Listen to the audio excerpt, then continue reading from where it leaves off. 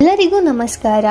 ಮೈಸೂರಿನ ಚಾಮುಂಡಿ ಬೆಟ್ಟದ ಮೇಲಿರುವ ಶ್ರೀ ಚಾಮುಂಡೇಶ್ವರಿ ದೇವಸ್ಥಾನಕ್ಕೆ ಸಾವಿರಾರು ವರ್ಷಗಳ ಸುದೀರ್ಘ ಹಾಗೂ ರೋಚಕ ಇತಿಹಾಸವಿದೆ. ಮೈಸೂರು ಅರಸರ ಮನೆತನದ ಆದಿದೇವತೆಯಾದ ಚಾಮುಂಡೇಶ್ವರಿ ತಾಯಿಯ ಸನ್ನಿಧಿಯ ಇತಿಹಾಸವನ್ನು ಪ್ರಮುಖ ಘಟ್ಟಗಳಾಗಿ ಹೀಗೆ ನೋಡಬಹುದು. ಅದಕ್ಕೂ ಮೊದಲು ನೀವಿನ್ನು ನಮ್ಮ ಅಮೃತಧಾರೆ ಫೇಸ್ಬುಕ್ ಪೇಜನ್ನು ಫಾಲೋ ಮಾಡುತ್ತಿಲ್ಲ ಅಂದರೆ ಮೊದಲು ಫಾಲೋ ಮಾಡಿ. ಈ ದಿನ ದೈವ ಮಾಹಿತಿಗಳು, ದೇವಸ್ಥಾನದ ಮಾಹಿತಿಗಳನ್ನು ಉಚಿತವಾಗಿ ನೋಡಬಹುದು. ಪುರಾಣಗಳ ಪ್ರಕಾರ ಈ ಬೆಟ್ಟವನ್ನು ಹಿಂದೆ ಮಹಾಬಲಾದ್ರಿ ಎಂದು ಕರೆಯಲಾಗುತ್ತಿತ್ತು. ಇಲ್ಲಿ ಜನರನ್ನು ಪೀಡಿಸುತ್ತಿದ್ದ ಮಹಿಷಾಸುರ ಎಂಬ ರಾಕ್ಷಸನನ್ನು ಸಂಹರಿಸಲು ಪಾರ್ವತಿ ದೇವಿಯು ಚಾಮುಂಡೇಶ್ವರಿಯ ಅವತಾರವನ್ನು ತಾಳಿ ಬರುತ್ತಾಳೆ. ಭೀಕರ ಯುದ್ಧದ ನಂತರ ದೇವಿಯು ಮಹಿಷಾಸುರನನ್ನು ವಾದಿಸಿ ಲೋಕವನ್ನು ರಕ್ಷಿಸಿ ಇದೇ ಬೆಟ್ಟದ ಮೇಲೆ ನೆಲೆಸಿದಾಳೆ ಎಂಬ ಧಾರ್ಮಿಕ ನಂಬಿಕೆ ಇದೆ. 12ನೇ ಶತಮಾನ. ಈ ದೇವಸ್ಥಾನದ ಅತ್ಯಂತ ಹಳೆಯ ಉಲ್ಲೇಖನಗಳು ಹೊಯ್ಸಳ ರಾಜರ ಕಾಲದಲ್ಲಿ ಸಿಗುತ್ತವೆ. ಹೊಯ್ಸಳರ ದೊರೆ ವಿಷ್ಣುವರ್ಧನನ ಕಾಲದಲ್ಲಿಯೇ ಇಲ್ಲಿ ಸಣ್ಣದೊಂದು ಗುಡಿ ಇತ್ತು ಎಂದು ಹೇಳಲಾಗುತ್ತಿತ್ತು. ಬೆಟ್ಟದ ಮೆಟ್ಟಲುಗಳು. ವಿಜಯನಗರದ ಅರಸರ ಕಾಲದಲ್ಲಿ ದೇವಸ್ಥಾನಕ್ಕೆ ಮತ್ತಷ್ಟು ಪ್ರಾಮುಖ್ಯತೆ ಸಿಕ್ಕಿತು.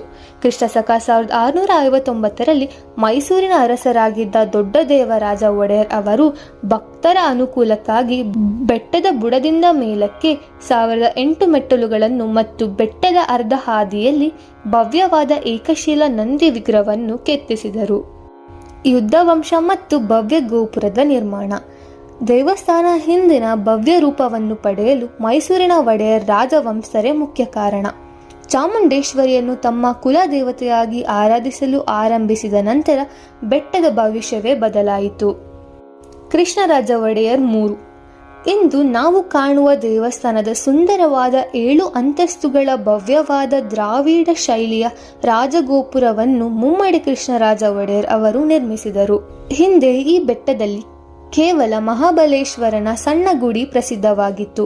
ಆದರೆ ಒಡೆಯರ್ ಮನೆತನದವರು ಚಾಮುಂಡೇಶ್ವರಿ ತಾಯಿಯನ್ನು ಆರಾಧಿಸಲು ತೊಡಗಿದ ನಂತರ ಮಹಾಬಲಾದ್ರಿ ಬೆಟ್ಟವನ್ನು ಚಾಮುಂಡಿ ಬೆಟ್ಟ ಎಂದೇ ಪ್ರಖ್ಯಾತಿಯನ್ನು ಪಡೆಯಿತು.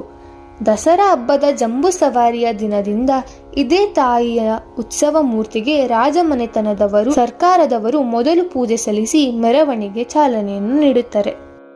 ನೋಡಿದ್ರಲ್ಲ ವೀಕ್ಷಕರೇ, ನಮ್ಮ ಚಾಮುಂಡಿ ಬೆಟ್ಟದ ಪುಟ್ಟ ಇತಿಹಾಸ. ಇಂಥದೇ ವಿಶೇಷ ದೈವ ಮಾಹಿತಿಗಾಗಿ ನಮ್ಮ ಪೇಜನ್ನು ಫಾಲೋ ಮಾಡಿ. ಧನ್ಯವಾದಗಳು.